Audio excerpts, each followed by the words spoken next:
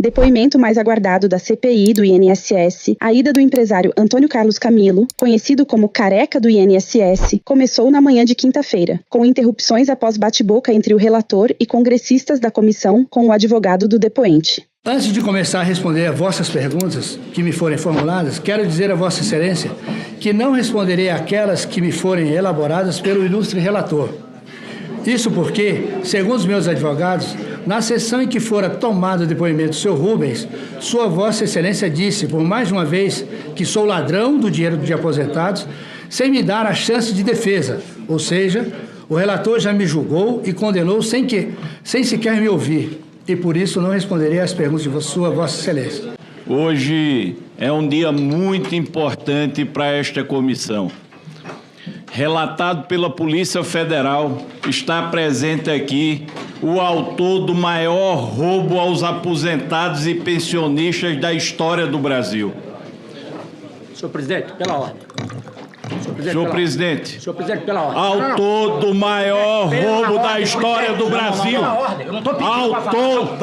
Eu não estou pedindo autorização para falar. Mas aqui você presidente, estamos diante do negativo. Pode falar pela ordem para uma intervenção sumária.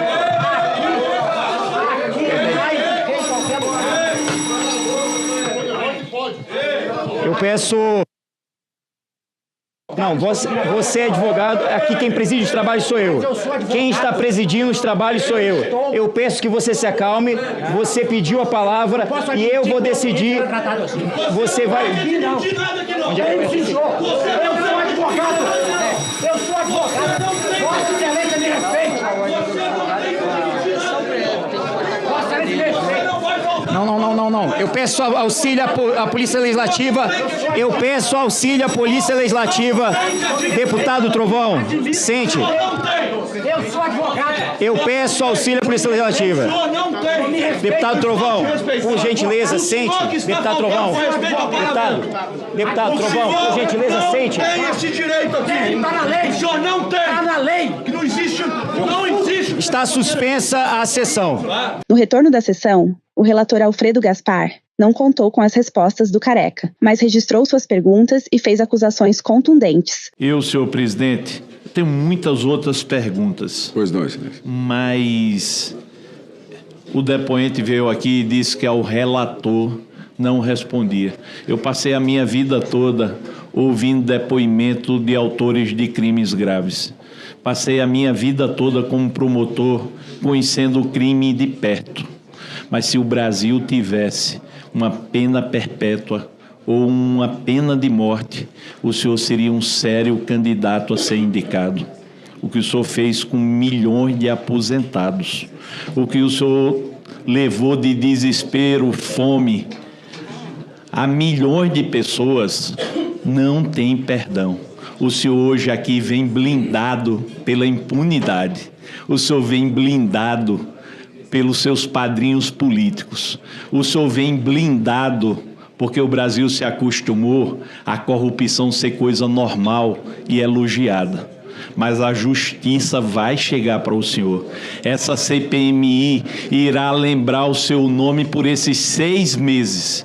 Porque se o senhor quer matar no peito esse roubo gigantesco, o senhor vai conseguir. Toda a investigação está direcionada para a sua atuação. O Careca respondeu às perguntas dos membros da CPMI, ao contrário do que se esperava, uma vez que a primeira tentativa de levá-lo à comissão foi frustrada por uma decisão do ministro André Mendonça, do Supremo Tribunal Federal, que o desobrigou a comparecer no depoimento. A principal estratégia do empresário foi alegar ter sido vítima de um enredo fantasioso, criado em torno desse personagem, do Careca do INSS, que insistiu nas respostas. Não é ele. Como o senhor explica ter procuração para representar uma associação de aposentados e, ao mesmo tempo, ser destinatário de transferências milionárias dessas mesmas entidades? Isso não configura um conflito de interesses? Primeiramente, eu acho que uma coisa que deve ser esclarecida é o seguinte, né? A gente está vendo aqui o poder que tem a desinformação e o fake news.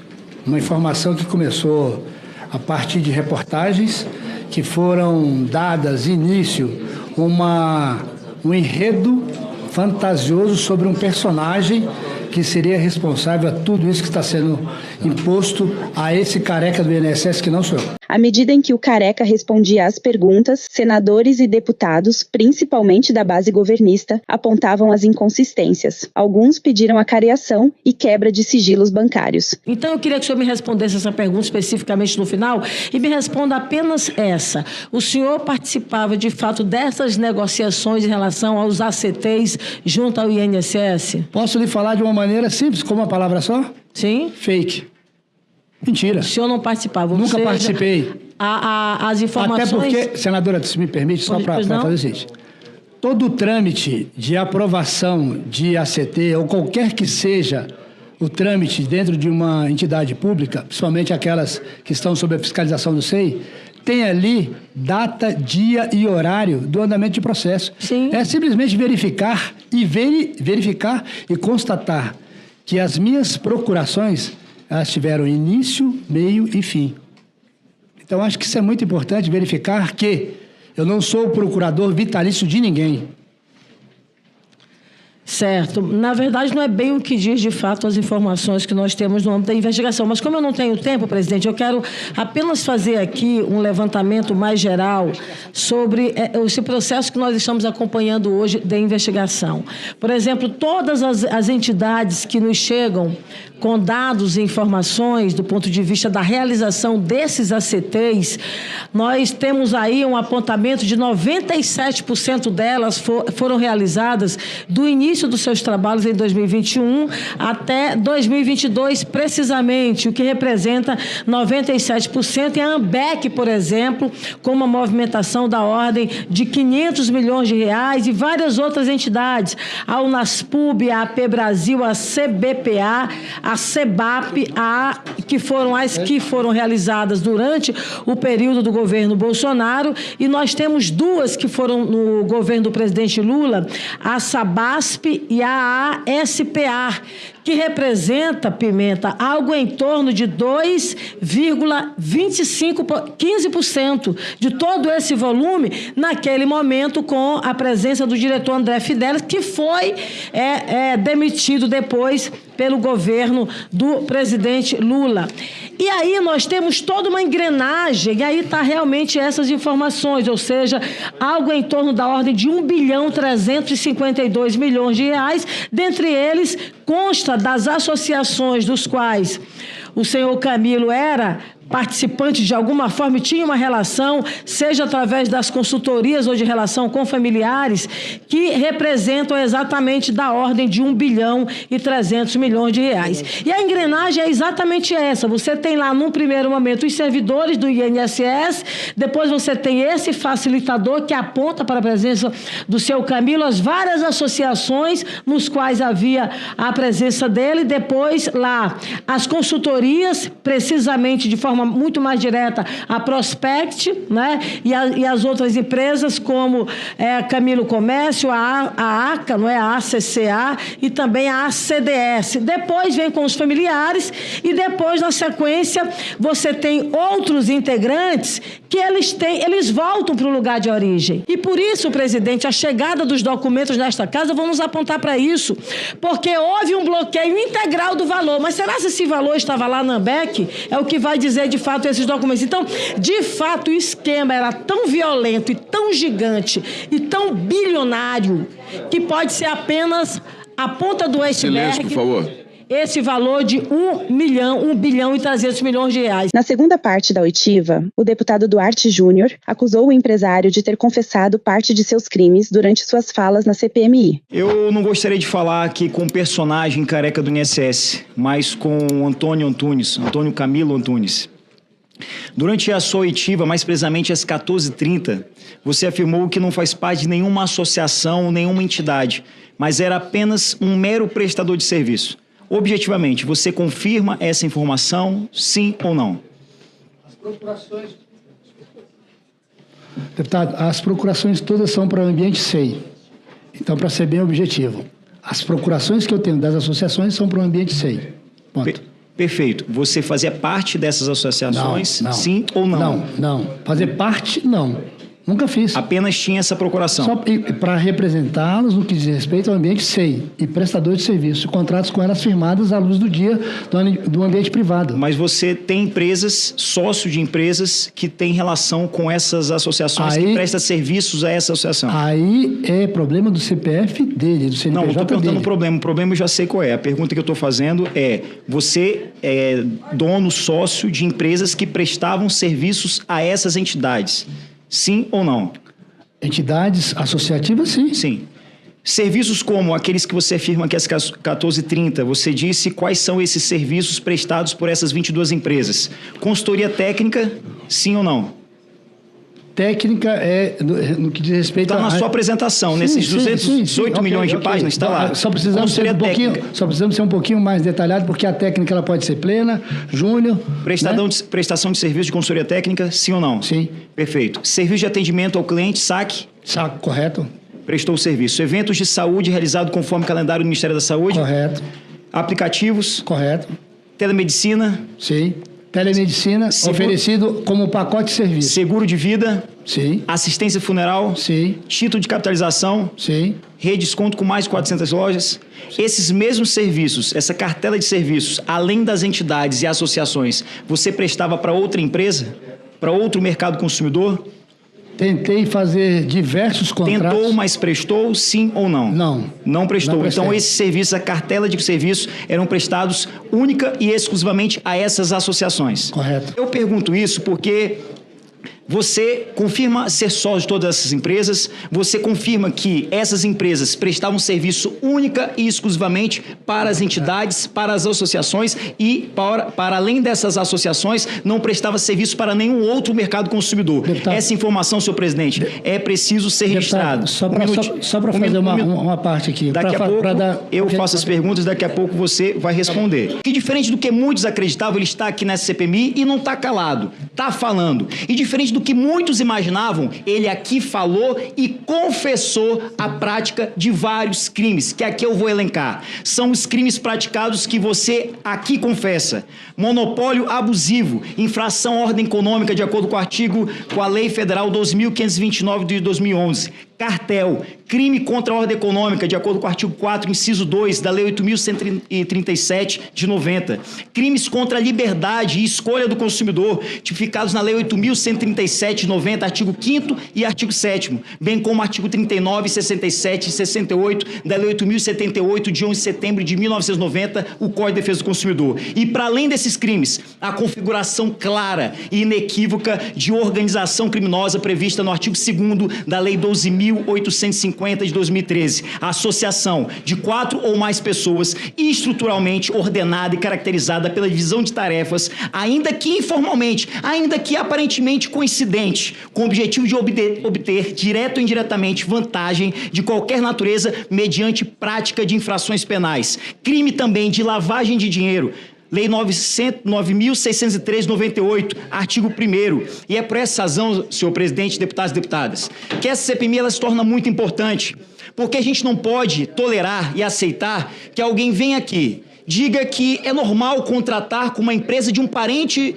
de um servidor público. Pode até ser normal, desde que esse servidor público, vinculado ao INSS, tenha como parente, amigo, marido, alguém que tem poder de influência dentro do órgão para facilitar o tráfico de influência, o tráfico de informações, repassar informações sem anuência do consumidor, sem anuência dos aposentados. Não adianta vir aqui dizer que a culpa é das associações. Sim, elas vão responder, assim como você irá responder pela prática ilícita e ilegal que você praticou e sabe praticou. O clima esquentou entre governistas e oposição após Rogério Correia cutucar Sérgio Moro ao afirmar que o ex-presidente Bolsonaro omitiu as suspeitas de fraude no INSS a seus ministros à época.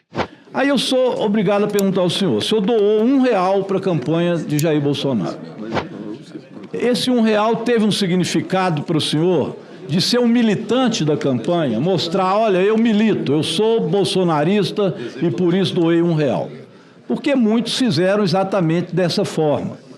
E eu lhe vinculo isso porque o recebimento depois dessas entidades foi muito grandioso, então havia uma expectativa, com certeza, em relação a isso. Mas por que eu entro nessa pergunta de Jair Bolsonaro? Eu pediria que colocasse aí uma segunda lâmina para que a gente pudesse ter o acesso a ela. Aqui um senador já disse que tinha ido até a transição do governo Bolsonaro e apresentado peritos médicos lá do INSS. Ali é a reunião dos peritos médicos com o senador, que foi no dia 12 de novembro de 2018.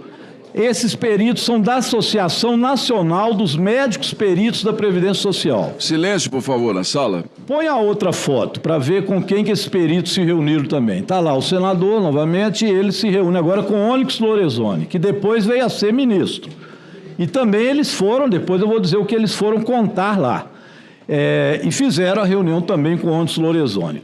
Essa reunião de aí foi de 11 de dezembro de 2018. Tudo isso na transição. Vamos à próxima foto, já que vocês gostam tanto de foto. Às vezes o relator reconhece essa foto. Aí já é Osmar Terra, também com os peritos médicos que foram lá conversar na transição. A próxima tela. Um mês depois dessa reunião, a próxima, por favor. Um mês depois dessa reunião, isso aí está na página da Associação Nacional dos Médicos Peritos. Eles encontraram com o ex-presidente Jair Bolsonaro, que naquela época estava na transição. Olha o que eles colocaram.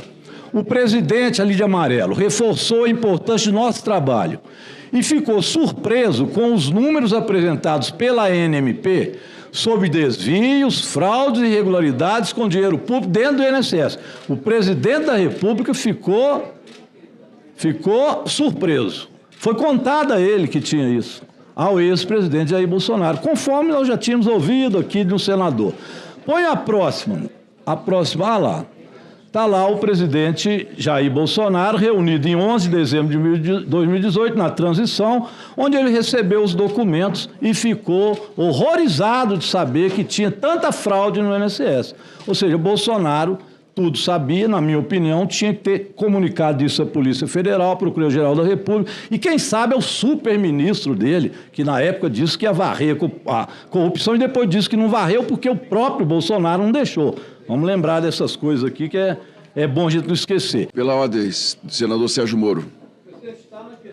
Pela ordem agora, porque não tem uma ordem de fala? Não, eu tenho um exemplo que eles solicitaram. Eu citei. O outro eu não citei, não. Nem falo o nome dele.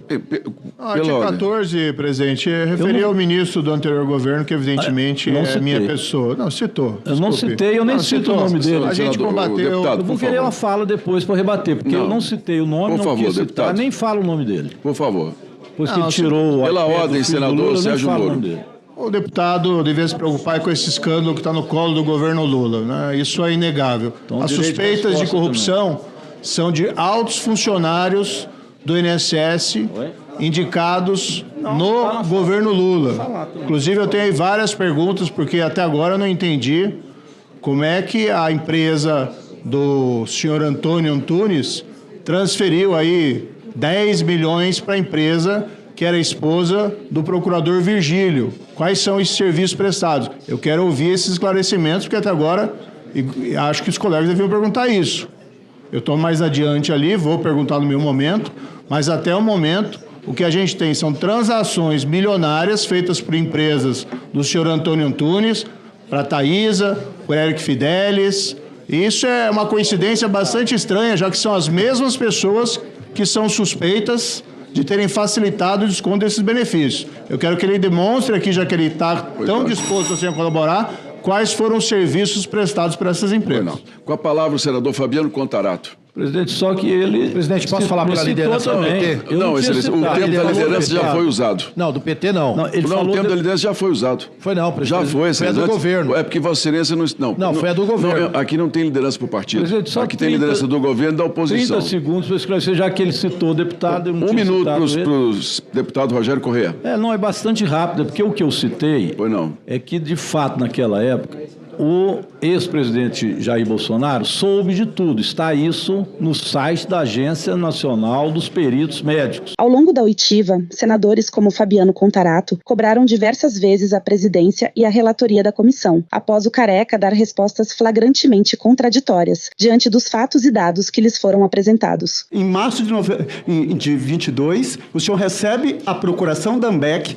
para celebrar a CT, e aí, aquela ANBEC que tinha um rendimento de R$ 135 no início do ano, passa a ter 16 milhões de rendimento. Foi isso que aconteceu. E não por acaso, o senhor, olha só, o senhor recebe a procuração em março de 22 da ANBEC para celebrar a CT no INSS, explode de 135 para 16 milhões, e foi justamente no mesmo ano, no período que uma das empresas do senhor, que é a Prospect, recebe também. A ANBEC transferiu, está aqui nos autos da apuração, a ANBEC transferiu 11 milhões de reais para a Prospect. A Prospect vem de prospecção, de coleta, de captação de clientes. Então, veja, o senhor recebe em 2022 a procuração da ANBEC para celebrar a CT, que até então o senhor falava que não tinha esse poder. E aí a procuração está dizendo isso. E, de repente, no mesmo ano em que a ANBEC tinha 135... Por gentileza, o advogado está instruindo a resposta. O advogado está instruindo a resposta, senhor presidente. Não, por gentileza, enquanto que eu estou interrompendo, enquanto que eu estou fazendo meu questionamento, aguarde.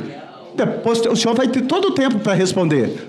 Porque os fatos estão aí. Tem uma procuração da ANBEC outorgando poderes para o senhor para celebrar a CT junto ao INSS, e quando a ANBEC tinha um rendimento de R$ 135, explode para 16 milhões, e justamente no mesmo ano que uma das empresas do senhor é a Prospect, e que não coincidentemente a ANBEC transfere para a empresa do senhor 11 milhões de reais.